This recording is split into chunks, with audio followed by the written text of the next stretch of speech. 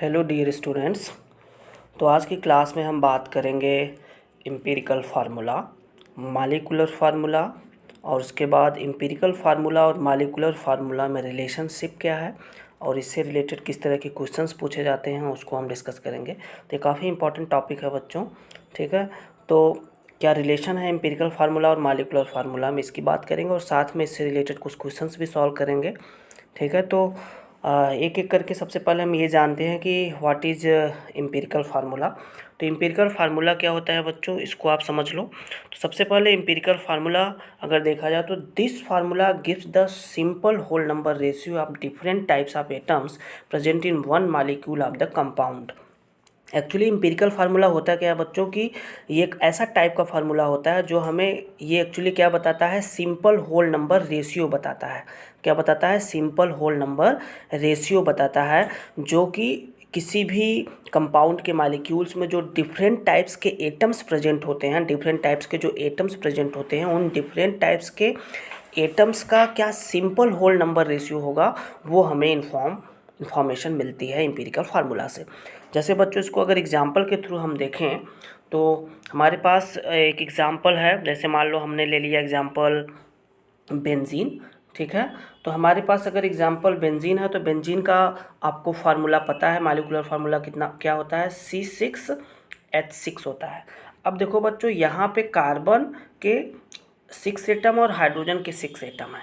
तो यहाँ पे देखो इसका एक सिंपल होल नंबर रेशियो अगर देखा जाए, मतलब carbon is to hydrogen, carbon is to hydrogen, मतलब कार्बन और हाइड्रोजन का अगर सिंपल होल रेशियो देखा जाए तो ऐसे कार्बन 6 एटम है और हाइड्रोजन भी 6 एटम है। तो इसका जो सिंपल होल नंबर रेशियो बनेगा वो क्या होगा, 1:1 होगा। मतलब 1 एटम कार्बन और 1 एटम हाइड्रोजन। मतलब इस C6H6 का, इस बेंजीन का जो एम्पिरिकल फार्मूला होगा वो क्या होगा, CH होगा, ठीक है बच्चों। तो एम्पिरिकल फार्मूला में क्या है कि हमें ये बताता है कि जो किसी भी कंपाउंड का, जो भी कोई कंपाउंड है उस कंपाउंड के अंदर जो भी डिफरेंट टाइप्स के एटम्स प्रेजेंट हैं, उन एटम्स का क्या होल नंबर रेशियो होगा, ठीक है। उन एटम्स का होल नंबर रेशियो क्या होगा। तो होल नंबर रेशियो 1:1 हो गया। और इस बेंजीन का जो एम्पिरिकल फार्मूला है वो क्या होगा, CH होगा बच्चों, ठीक है। तो नेक्स्ट एग्जाम्पल की बात करते हैं। नेक्स्ट एग्जाम्पल है आपके स्क्रीन पे, दूसरा एग्जाम्पल जो है वो है आपका ग्लूकोज। तो ग्लूकोज का जो फार्मूला होता है बच्चों आप जानते हो, C6H12 C6H12O6 होता है। अब इसमें अगर देखा जाए बच्चों तो C carbon 6 atom, hydrogen 12 atom और ऑक्सीजन कितना है, 6 एटम है। तो इसका जो एम्पिरिकल फार्मूला होगा क्या हो जाएगा, C का 1 एटम है, C का 6 atom, carbon is to hydrogen is to oxygen का रेशियो क्या होगा बच्चों, 6:12:6 होगा। इसका अगर हम सिंपल होल नंबर रेशियो देखें तो ये क्या होगा, ये तीनों नंबर्स जो होंगे वो 6 से डिवाइड हो जाएंगे। तो क्या होगा, 1:2:1। ये क्या होगा, इसका सिंपल होल नंबर रेशियो होगा C6H12O6 का। तो इसका मतलब कार्बन का 1 एटम, हाइड्रोजन का 2 एटम और ऑक्सीजन का 1 एटम। तो इसका जो एम्पिरिकल फार्मूला बनेगा बच्चों, किसका, ग्लूकोज का जो एम्पिरिकल फार्मूला बनेगा वो क्या बनेगा, CH2O, ठीक है। रेशियो क्या होगा, 1:2:1। मतलब इसका जो एम्पिरिकल फार्मूला होगा ग्लूकोज का वो क्या होगा, CH2O होगा। तो the empirical formula of glucose is CH2O। Next एक एग्जाम्पल अगर हम देखें बच्चों, तो जैसे एक एग्जाम्पल और अगर हम देखें, आप जानते हो एसिटिक एसिड का फार्मूला क्या होता है, CH3COOH होता है, ठीक है। This is formula of acetic acid. अगर इसको हम कंबाइन करके एक मॉलिक्यूलर फार्मूला बनाएं, अभी एक्चुअली मॉलिक्यूलर फार्मूला क्या होता है अभी इसको हम आगे डिस्कस करेंगे। तो ऐसे आप देख लो, कार्बन के 2 एटम इसमें है तो इसको हम अगर C2 लिख दें, और हाइड्रोजन के यहाँ 3 एटम और यहाँ पे 1 एटम, तो 3 हाइड्रोजन और 1 हाइड्रोजन मिलकर कितना हो जाएगा, 4 हो जाएगा, C2H4। अब ऑक्सीजन के 2 एटम है तो हम क्या लिख सकते हैं, C2H4O2 लिख सकते हैं। अब जरा देखो बच्चों, इसमें कार्बन, हाइड्रोजन और ऑक्सीजन का अगर रेशियो देखा जाए तो यहाँ पे कार्बन 2 है, हाइड्रोजन भी 2 है, कार्बन 2 है, हाइड्रोजन कितना है, 4 है और ऑक्सीजन 2 है। तो इसका जो सिंपल होल नंबर रेशियो होगा वो क्या होगा, 2 से सब डिवाइड हो जाएंगे तो क्या हो जाएगा, 1:2:1 होगा, ठीक है। इसका सिंपल होल नंबर रेशियो भी क्या होगा, 1:2:1 होगा। मतलब इसका जो एम्पिरिकल फार्मूला होगा वो क्या होगा, CH2O O होगा, मतलब सेम वही एम्पिरिकल फार्मूला होगा जो कि ग्लूकोज का होगा। ठीक है, मतलब एसिटिक एसिड का भी अगर देखा जाए तो एम्पिरिकल फार्मूला क्या होगा, CH2O होगा बच्चों। ठीक है, तो एम्पिरिकल फार्मूला को हम इस तरीके से समझते हैं। ठीक है बच्चों, नेक्स्ट पॉइंट की अगर हम बात करें, जैसे नेक्स्ट पॉइंट ये बताना चाह रहा है कि जो एम्पिरिकल फार्मूला होता है, empirical formula of A compound simply indicates the relative number of different types of atoms present in the molecule of the compound. मतलब इसमें ये बताना चाह रहा है कि जो भी किसी भी मॉलिक्यूल के जो कंपाउंड्स होते हैं, ठीक है, जो भी डिफरेंट टाइप्स के एटम्स प्रेजेंट है किसी भी मॉलिक्यूल के कंपाउंड में, उनमें जो रिलेटिव नंबर है डिफरेंट टाइप्स के एटम्स का, वो हमें पता चलता है। मतलब कोई भी अगर एम्पिरिकल फार्मूला है तो उससे हम ये पता कर सकते हैं कि उस कंपाउंड के अंदर कौन कौन सा एटम प्रेजेंट है उनका, और रिलेटिव नंबर क्या हो सकता है। ठीक है, relative number of different types के एटम्स को हम सिंपली जज कर सकते हैं किसी भी कंपाउंड में जो भी प्रेजेंट हैं एलिमेंट्स। ठीक है बच्चों, देखो एक बहुत ही इंपॉर्टेंट लाइन यहाँ पे मैं आपको बता दूं कि एम्पिरिकल फार्मूला जो होता है, इनमें एक बहुत ही बेसिक सी चीज़ अगर हम देखें तो it does not tell the actual number of atoms present in it. मतलब जो एम्पिरिकल फार्मूला होता है बच्चों, ये एम्पिरिकल फार्मूला जैसे CH2O है इसका, ग्लूकोज का, और बेंजीन का क्या है एम्पिरिकल फार्मूला CH। तो ये जो एम्पिरिकल फार्मूला है ये हमें ये चीज़ नहीं बताती कि एक्चुअल नंबर ऑफ एटम्स नहीं बताता है एक्चुअली। अब बेंजीन में ऐसा नहीं कि एक कार्बन और एक हाइड्रोजन होगा, या ग्लूकोज में एक कार्बन और दो हाइड्रोजन और एक ऑक्सीजन होगा। मतलब एक्चुअल नंबर ऑफ एटम्स हमें ये नहीं बताता है। Empirical formula actual number of atoms के बारे में नहीं बताता है हमें। ठीक है, तो ये एक बहुत ही इंपॉर्टेंट चीज़ है। ठीक है, एक्चुअली एम्पिरिकल फार्मूला और मॉलिक्यूलर फार्मूला में यही एक बेसिक डिफरेंस है कि एम्पिरिकल फार्मूला के थ्रू हम ये नहीं बता सकते कि किसी भी कंपाउंड के अंदर जो नंबर ऑफ एटम्स प्रेजेंट है वो एक्चुअल नंबर ऑफ एटम्स को वो इन्फॉर्म नहीं करता है एम्पिरिकल फार्मूला। जबकि मॉलिक्यूलर फार्मूला जो होता है वो उससे हमें actual number of different types of atoms का पता चल जाता है किसी भी कंपाउंड्स में जो प्रेजेंट होते हैं। ठीक है, तो मॉलिक्यूलर फार्मूला और एम्पिरिकल फार्मूला में ये बेसिक डिफरेंस है। तो नेक्स्ट जो हम टॉपिक बात करेंगे वो है आपका मॉलिक्यूलर फार्मूला बच्चों। तो नेक्स्ट है मॉलिक्यूलर फार्मूला। ठीक है, तो नेक्स्ट हम बात करते हैं मॉलिक्यूलर फार्मूला की। ठीक है, तो मॉलिक्यूलर फार्मूला क्या होता है बच्चों, इसकी हम बात करते हैं।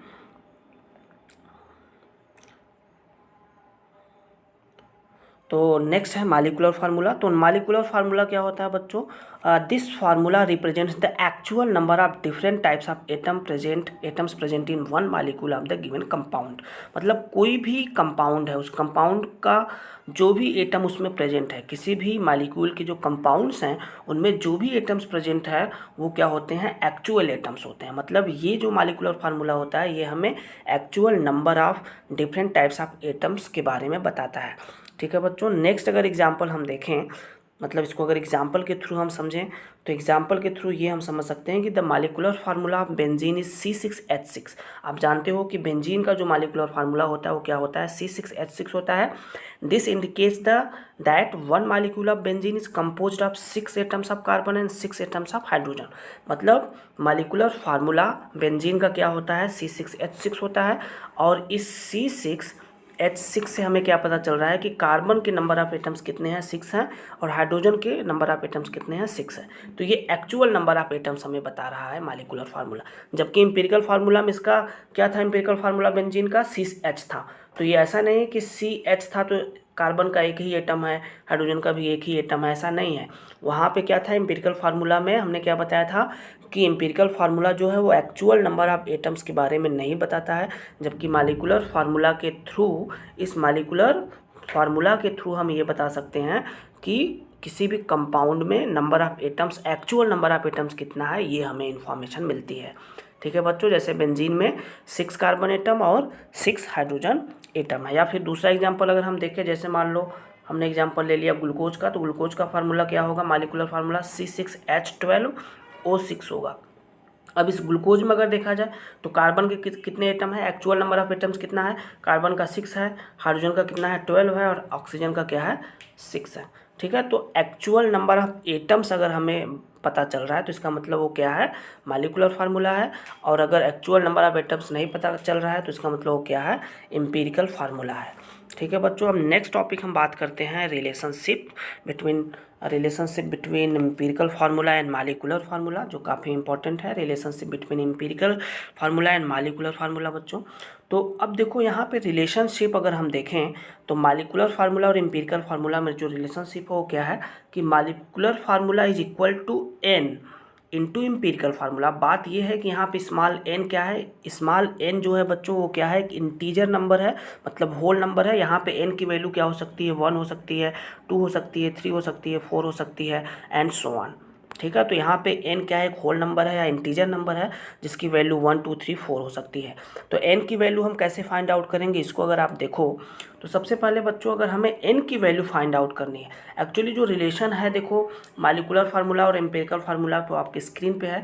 Molecular formula is equal to n into empirical formula, इसको आप कॉपी में नोट कर लेंगे, काफ़ी इंपॉर्टेंट है, अभी न्यूमेरिकल्स में इसका यूज भी होगा। ठीक है, तो बात यह है कि यहाँ पे n की वैल्यू हम कैसे फाइंड आउट करेंगे। तो अगर n की वैल्यू हमें फाइंड आउट करना है बच्चों तो उसके लिए हमें क्या करना होगा कि ये जो मालिकुलर फार्मूला है, ठीक है, मान लो कोई भी कंपाउंड, जैसे कि एग्जांपल हम लेकर समझते हैं। जैसे मान लो एग्जांपल में आपने क्या देखा था कि C6H6 का जो मालिकुलर फार्मूला है, बेंजीन का जो मालिकुलर फार्मूला है वो क्या है, C6H6 है। और इसी बेंजीन का एम्पिरिकल फार्मूला आपने क्या पढ़ा, CH पढ़ा। ठीक है बच्चों, तो इसमें क्या करते हैं, स्मॉल n की वैल्यू अगर हमें निकालना है तो इसके लिए हमें क्या करना होगा, इसके लिए हमें मालिकुलर मास, क्या होगा, मालिकुलर मास, शॉर्ट में लिख रहा हूँ mm, मालिकुलर मास में क्या करना होगा हमें, empirical formula mass, empirical formula मास को डिवाइड करना होगा। अब सवाल ये है कि मालिकुलर मास हमें कैसे पता चलेगा और एम्पिरिकल फार्मूला मास कैसे पता चलेगा। तो यहाँ पे देखो मालिकुलर मास हमें कैसे पता चलेगा, मालिकुलर फार्मूला का हमें क्या निकालना होगा, मास फाइंड आउट करना होगा। मतलब जो हमने आपको बताया था प्रीवियस क्लासेस में, हमने आपको बताया था कि किस तरीके से मालिकुलर मास निकालते हैं, वो हमने आपको बताया था। तो उसी की बेसिस पे हम निकालेंगे, मतलब मालिकुलर फार्मूला से हमें मालिकुलर मास पता चल जाएगा और एम्पिरिकल फार्मूला से हमें क्या पता चल जाएगा, एम्पिरिकल फार्मूला मास पता चल जाएगा। तो इसको हम देखते हैं एन की वैल्यू कैसे निकालेंगे। तो जैसे देख लो बच्चों, बेंजीन की मैं बात कर रहा था, तो यहाँ पे अगर हम बेंजीन C6H6 का अगर हम मालिकुलर मास निकालें तो कैसे निकालेंगे, कार्बन 6 है तो 6 का मल्टीप्लाई हम कितने में करेंगे, 12 से करेंगे, क्योंकि कार्बन का जो मास होता है अप्रॉक्सीमेटली 12 होता है, फिर हम प्लस कर देंगे। अब हाइड्रोजन के एटम कितने हैं, 6 है तो 6 मल्टीप्लाइड बाई 1 भी इसका अप्रॉक्सीमेटली मास होता है हाइड्रोजन का। अब इसको अगर आप सॉल्व करोगे तो क्या हो जाएगा, 12 6 जा 72 प्लस 6 टोटल कितना हो जाएगा, 78 हो जाएगा। ठीक है बच्चों, तो अब देखो बेंजीन का जो मालिकुलर मास है वो कितना है, 78 है, इसको याद रखना। ठीक है, अब अगर हम बेंजीन का एम्पिरिकल फार्मूला देखें तो क्या होगा, CH होगा। तो अब CH होगा तो इसका empirical mass, empirical formula mass, empirical formula mass अगर हमें निकालना हो तो कैसे निकालेंगे, कार्बन कितने एटम है बच्चों, 1 है। ठीक है, तो 1 इंटू 12 हो जाएगा और प्लस हम क्या करेंगे, हम प्लस क्या करेंगे, 1। ठीक है, तो हाइड्रोजन का 1 है तो कितना हो जाएगा, 12 प्लस 1 इक्वल टू 13 हो जाएगा। ठीक है बच्चों, तो इस तरीके से हम इसको निकालेंगे। ठीक है, अब देखो एम्पिरिकल फार्मूला मास कितना हो गया, 13 हो गया। ठीक है, और आपने क्या देखा, बेंजीन का मालिकुलर मास कितना था, 78 था। अब हम n की वैल्यू आसानी से फाइंड आउट कर लेंगे। मतलब n की वैल्यू फाइंड आउट करने के लिए हमें क्या करना होगा, मालिकुलर मास निकालना होगा। किससे मिलेगा मालिकुलर मास, मालिकुलर फार्मूला से मिलेगा। फिर मालिकुलर मास में हम डिवाइड करेंगे कितने से, एम्पिरिकल फार्मूला मास से क्या करेंगे, डिवाइड कर देंगे। एम्पिरिकल फार्मूला मास कैसे मिलेगा बच्चों, हमें एम्पिरिकल फार्मूला का मास निकाल लेंगे तो हमें एम्पिरिकल फार्मूला मास मिल जाएगा। ठीक है, ये बच्चों फार्मूला है। इस फार्मूला में अब हम क्या करेंगे, molecular mass, molecular mass benzene का कितना आया था, मालिकुलर मास बेंजीन का कितना था, 78 था। 78 में हम क्या करेंगे, एम्पिरिकल फार्मूला मास कितना निकाला था, 13 निकाला था। अब 13 का हम क्या करेंगे, 78 में 13 से जब डिवाइड करेंगे तो कितना आएगा, कितना आएगा, इनकी वैल्यू बच्चों 6 आएगा। ठीक है, ठीक है, तो ये होगा n की वैल्यू। मतलब बेंजीन में अगर हमें देखें तो n की वैल्यू कितनी हो जाएगी, n की वैल्यू कितनी हो जाएगी, 6 हो जाएगी। तो बच्चों देखो n की वैल्यू हम कैसे निकालते हैं, ये फ्री फार्मूला आप नोट कर लेना, मालिकुलर मास अपान एम्पिरिकल फार्मूला मास। ठीक है बच्चों, तो इस तरीके से ये चीज़ें हमने बता दिया कि where N is the whole number और इंटीजर नंबर। तो the value of N for a particular compound is given by, N की जो वैल्यू हो हम मान लो एन की वैल्यू कैसे निकालते हैं अभी आपको हमने बता ही दिया, molecular mass divided by empirical formula मास। ठीक है, मॉलिक्यूलर मास में हम क्या करेंगे, एम्पिरिकल फार्मूला मास से डिवाइड कर देंगे तो हमें क्या मिल जाएगा, एन की वैल्यू मिल जाएगी। ठीक है बच्चों, अब देखो यहाँ पे एक चीज़ और है कि अगर हमें मॉलिक्यूलर फार्मूला निकालना है किसी भी कंपाउंड का, अगर हमें मॉलिक्यूलर फार्मूला निकालना है तो हम कैसे उसको निकालेंगे। ठीक है, तो मॉलिक्यूलर फार्मूला वैसे क्या कैसे निकालेंगे हमने आपको बता ही दिया है। यहाँ पे स्क्रीन पे अगर देखें तो पहले ही हमने एग्जांपल ये फार्मूला आपको बताया था। मॉलिक्यूलर फार्मूला इक्वल टू क्या होता है, n equal to empirical formula होता है। मतलब पहले हम एन की वैल्यू निकालेंगे, ठीक है, फिर एन की वैल्यू निकालने के बाद क्वेश्चन में देखोगे इस टाइप का क्वेश्चन कैसे आता है अभी मैं बताऊंगा। तो ये बस फार्मूला आप याद रखना, ये दोनों formula molecular formula equal to N into empirical formula, और स्मॉल एन की वैल्यू कैसे निकाली जा रही है आप ये भी याद रखेंगे कि स्मॉल एन की वैल्यू कैसे निकालते हैं, molecular mass divided by empirical formula मास। ठीक है, तो यहाँ पे अब मॉलिक्यूलर फार्मूला अगर पूछा जा रहा है तो मॉलिक्यूलर फार्मूला हम कैसे निकालेंगे, एन इंटू एम्पिरिकल फार्मूला। ठीक है बच्चों, अब जैसे एग्जाम्पल ही देख लो आप, जैसे अभी हमने क्या देखा, बेंजीन, बेंजीन में हमने क्या देखा, C6H6, मतलब बेंजीन में आपने एन की वैल्यू कितनी निकाली थी, अभी 6 निकाला था। अब अगर हमें पता नहीं है, ठीक है, बेंजीन हमें पता नहीं है कि फार्मूला क्या है इसका, मॉलिक्यूलर फार्मूला। ठीक है, बस बेंजीन ये ऐसे मान लो वर्ड में लिखा है बेंजीन। ठीक है, और बेंजीन की एन की वैल्यू हमने फाइंड आउट कर ली, कितना, 6। मान लो बेंजीन का मॉलिक्यूलर फार्मूला नहीं दिया है, बस बेंजीन का क्या दिया है, एम्पिरिकल फार्मूला दिया है। ठीक है, तो हम क्या करेंगे, एन की वैल्यू अगर मॉलिक्यूलर फार्मूला हमें निकालना है तो हम कैसे निकालेंगे। अब मॉलिक्यूलर फार्मूला इक्वल टू क्या होगा, एन इंटू एम्पिरिकल फार्मूला। तो एन मतलब एन की वैल्यू कितनी निकाली है अपने 6, और एम्पिरिकल फार्मूला कितना है बेंजीन का, CH है।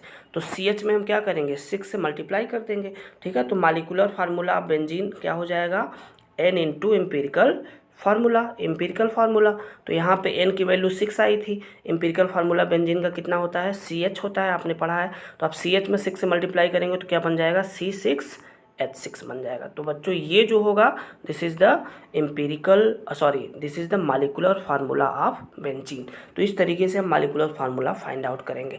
लेकिन बच्चों इससे रिलेटेड किस तरह के क्वेश्चंस पूछे जाते हैं, ठीक है, ये क्वेश्चंस के थ्रू ही पता चलेगा। तो नेक्स्ट वीडियो में हम आपको बताएंगे कि किस तरीके से न्यूमेरिकल्स आते हैं इससे रिलेटेड और कैसे आपको सॉल्व करना है। ठीक है बच्चों, तो नेक्स्ट क्लास में या नेक्स्ट वीडियो में हम इसकी बात करेंगे, इससे रिलेटेड जो भी न्यूमेरिकल्स हैं। ठीक है बच्चों, okay, thank you, have a good day.